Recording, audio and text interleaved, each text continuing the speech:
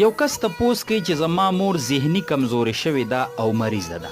هغه چې کله مونځ کوي نو په تعداد د رکعتونو کې غلطیږي، په رکوع کې اکثر غلطیږي، په سجدو کې غلطیږي. نو وایي آیا زه داسې کولی شم چې کله هغه مونځ کوي او زه په خوا کې ناست ما او زه ورته دا غلطۍ سمومه چې دلته رکعت ته پاسه یا دلته کینه یا داسې سجده وکړه او داسې رکوع وکړه. وایي ما ته بعضې چا ویل چې کله ته دا فتح ورکې که نه نو دې سره د هغې مونځ خرابیږي او مونځ یې نه کېږي. نو وایي دا مسله څنګه ده؟ ګوره جي جواب دا دی دا چې کله انسان د ذهن نه سم یو مونځ کولی شي او د بهر نه څوک فتح ورکوي او د هغه فتح اخلي دې سره خو د هغه مونځ خرابیږي. خو چې کله داسې کمزورې وي،